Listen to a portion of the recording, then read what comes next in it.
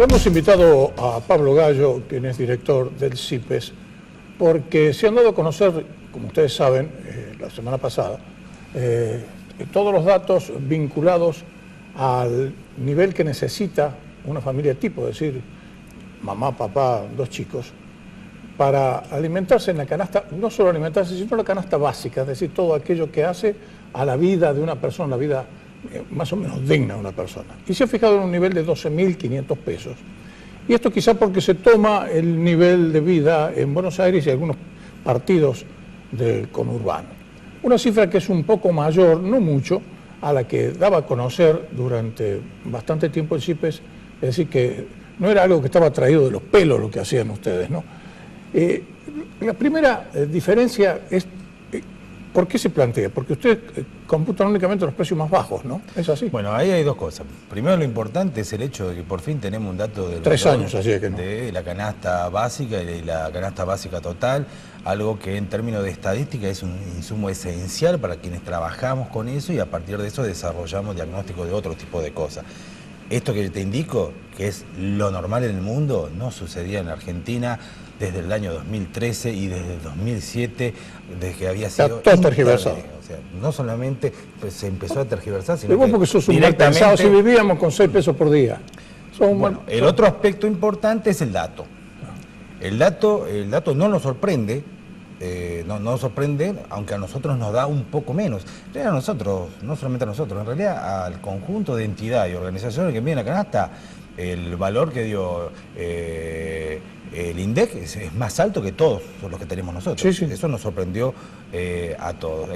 No puedo decir por qué es la diferencia con el resto de la metodología de las otras entidades, sí con la nuestra. Nosotros tomamos la misma que el INDEC, o sea, tomamos los mismos bienes, la misma cantidad de bienes, usamos las mismas ponderaciones, con la única diferencia que nosotros relevamos en cada uno de esos productos el precio más barato que podamos encontrar en ese lugar. Cosa que no hace en cambio el INDEC hace una ponderación. Exactamente, si uno, el sentido común dice, si uno va relevando en cada uno de los lugares el precio más barato, evidentemente al final del tramo lo que va a tener también es la misma canasta, pero con los precios más bajos que puede encontrar. Por eso es la diferencia para abajo que podemos encontrar entre el INDEC y la nuestra. Pero nosotros creemos que es real, nosotros creemos que esa canasta es real. Ahora, Pablo, el correlato inmediato está en que dentro de 2 días, por fin, se va a conocer el nivel de pobreza. Eso para Kicillof era estigmatizar a los pobres, no. Es decir, era decirle al kirchnerismo hicieron las cosas mal a lo largo de 12 años, ¿no? Bueno, si se cumple el cronograma de actividades del INDEC, como lo vienen realizando, el próximo miércoles vamos a tener un día que no va a ser festivo, porque van a aparecer ya en términos oficiales lo que se afirmamos en términos de entidades, como el CIPES, que también mide pobreza e indigencia, y lo venimos diciendo no desde este año, sino desde hace más de 4 o 5 años van a ser, indicando que la pobreza es uno de los problemas más graves que tiene este país.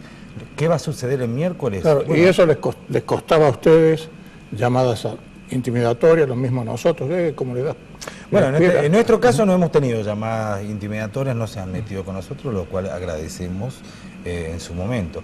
Pero lo que sí es importante es que este miércoles va a suceder un baño de realidad fuerte, va a ser un baldazo frío para una sociedad que va a tener que indicar y ver que uno de los principales problemas es la pobreza y que ese problema no es un problema de ahora, sino que es un problema que viene ya hace bastantes años en nuestro país. Lo que está sucediendo es que en los últimos años se agudizó y en este último tiempo también se agudizó. De manera que lo que tenemos ahora es un problema que se conforma no solamente con los pobres o las personas que cayeron en pobreza en esta nueva gestión, sino que ese 1.500.000 personas en condición de nuevos pobres se sumaron a los 12 millones que ya había en diciembre.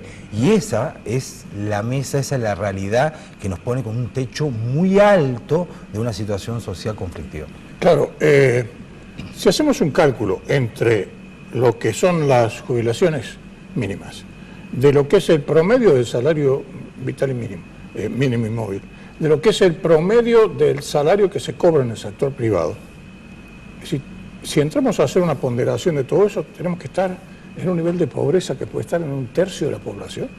Lo más probable es que estemos superando el tercio Superando de la... Sí, lo más probable es que estemos superando el tercio de la población y estemos... Más de un 33%, decís vos. Sí, estemos entre un 13 y un 14 millones de personas en condiciones de pobreza. Y se explica exactamente por lo que decís vos, Gustavo. Si a ese número, que es de 12.500 pesos, lo empezás a cruzar con esos datos, por ejemplo, el salario mínimo vital y móvil se encuentra en torno a los 6.000 pesos, o sea, más cerca de la indigencia que de la pobreza, la jubilación mínima está en 4.900, totalmente de indigencia, el promedio, todas cifras oficiales estamos hablando, sí, por supuesto. El promedio del salario en blanco en la Argentina está en torno de los 13.000 pesos, o sea, está en torno a la pobreza.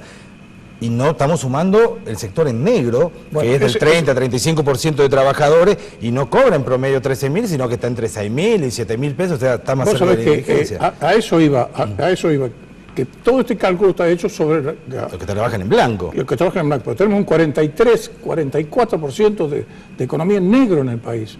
Entonces, bueno, ese es un fenómeno distinto, porque cuando, en términos de honestidad intelectual, lo recomendable es comparar tiempo con tiempo, época con época. Sí, seguro. En los 90 uno llegaba a la pobreza principalmente porque ese fenómeno estaba atado a una situación de no poder conseguir empleo. Uno no podía conseguir empleo producto de la destrucción del aparato productivo, la destrucción masiva de puestos laborales que pasamos particularmente a finales de los 90. Hoy tenemos otro fenómeno, que es una persona se puede levantar a las 6 de la mañana, ir a su trabajo, realizarlo no menos de 8 horas y volver a su casa con la plena seguridad de que no va a salir de la pobreza con los actuales ingresos que tiene. ¿Por qué? Porque hay una pauperización generalizada de esos ingresos que no permiten que se pueda avanzar. En el fondo lo que estamos hablando, como siempre, el problema de Argentina estructural es distribución de la riqueza. Ese es el problema central, sí, y evidentemente lo que pone negro sobre blanco esta situación, que el próximo miércoles se va a tornar, no conocida porque ya la conocemos, pero sino va a adquirir el ropaje de ser oficial, o sea, un dato con el cual ya todos podemos trabajar sin cuestionarlo. Ya no vamos a cuestionar el dato, podemos trabajar con el dato y a partir del trabajo con esos datos lo que podemos hacer es diagnóstico, y a partir del diagnóstico podemos hacer las propuestas necesarias para cómo salir. Claro, ¿cómo vas a solucionar un problema si primero que no lo admitís al problema? Después que te mintieron sobre cuál es la realidad del problema. Es imposible encontrar soluciones. Y principalmente nos permite avanzar sobre discusiones que acá no se han podido dar en este país, que es el seguimiento de las políticas públicas. Y voy a darle un ejemplo. Mira, Gustavo, es contrafáctico decir que acá no se ha invertido en acción social. Por el contrario, este gobierno ha invertido muchísimo, el pasado ha invertido muchísimo en acción social. Por ejemplo, como planes como asignación universal por hijo. También se ha invertido muchísimo en educación, 6% del PBI. Sin embargo, los logros, los resultados que tenemos a posteriori y al finalizar ese proceso son lamentables. Entonces, lo que quiere decir que no se trata únicamente de poner dinero para resolver un problema que evidentemente requiere de políticas más integrales, más de mediano y largo plazo, y que se definan como política de Estado. Políticas de Estado esas que se entienden que son las que la ciudadanía interpreta como las más importantes, las que se tienen que disparar en el tiempo y ser llevadas por los distintos gobernantes, independientemente del color político que tengamos. Claro, bueno, entonces aquí va a tener razón Macri cuando tiene esa promesa muy difícil de cumplir, pobreza cero, ¿no? Bueno, a mí como promesa me gusta esa promesa. A mí también me encanta. Lo que yo creo es que hay que llevarla a un plano de hechos muy distintos del plano de la expectativa. Y por ejemplo, pobreza cero implica no solamente políticas de acción social, pobreza cero implica una integralidad de las políticas donde comienzan seguramente en acción social, pero siguen con trabajo, siguen con la Secretaría de Cultura, con el Ministerio de Finanzas. Hay que relacionar todos los ministerios del Estado en función de ese logro. Ahora más, pero no solamente el Estado Nacional. Se tiene que traducir también en políticas para con las provincias y también para con los municipios y comunas. Debemos tener un norte orientado, integral, donde cada uno tenga tenga bien claro cuáles son las prioridades de nuestro país y principalmente tenga claro qué puede aportar como provincia, qué puede aportar como municipio, pero también otros sectores como el empresariado, como la ONG, como el tercer sector. Todos tienen algo para hacer, todos tienen algo para dar. Con esas cifras que me estás diciendo vos, que más de un 33% de los argentinos, lo vamos a conocer oficialmente, están siendo pobres, es decir, pongámonos las botas de una vez por todas y comencemos a caminar en serio, porque si no, este país no tiene futuro. Sin lugar a dudas, si nosotros hablamos y nos ponemos todos de acuerdo, nos sentamos todos en una mesa y decimos, no, queremos llegar a ser un país desarrollado, nadie va a decir que no. Ahora, con 33% de su población, con niveles de pobreza, donde la mitad de esas personas son niños, 6 millones de niños que hoy tienen problemas nutricionales en términos de desnutrición y de mala nutrición, es una quimera pensar, ¿no?, de que podemos llegar a ser un país desarrollado. Si vamos a tener 6 chicos que no lo puede pensar. Evidentemente, porque ahí está, no solamente estamos hipotecando el futuro, ahí están las mejores condiciones, las capacidades laborales, la innovación, la técnica, el pensamiento, todo está puesto en eso, y es ahí donde justamente estamos poniéndolo en jaque, porque los errores que estamos cometiendo ahora, por ejemplo en términos alimentarios, donde se cae el consumo de leche, donde se cae el consumo de carne, son irreparables al futuro, por más que invertamos todo el dinero, por más que invertamos todo el esfuerzo y tengamos la decisión política y social de resolver este problema, ya llegamos tarde ahí, tendremos que pensar en la próxima generación para resolver ese problema. No nos podemos dar ese gusto.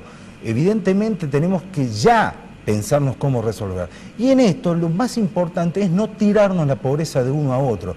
La pobreza no es de un gobierno o de otro gobierno. La pobreza es el fracaso social que hemos tenido para resolver el principal problema, que es de nuestros hermanos, de nuestros hijos, porque ellos son los pobres. Seguir en esa cofradía donde la utilización del que tiene una desgracia y la situación injusta de pasarla mal depende de un color político, es la peor canallada que se le puede hacer a la sociedad. Por eso nosotros instamos a salirnos rápidamente de esa discusión y ponernos en el sendero donde tenemos que resolver esos problemas, y todos tenemos para aportar, pero también hay responsabilidades, donde las responsabilidades son mayores en unos que en otros, sin lugar a dudas. Absolutamente exacto. Gracias, Pablo. Gracias.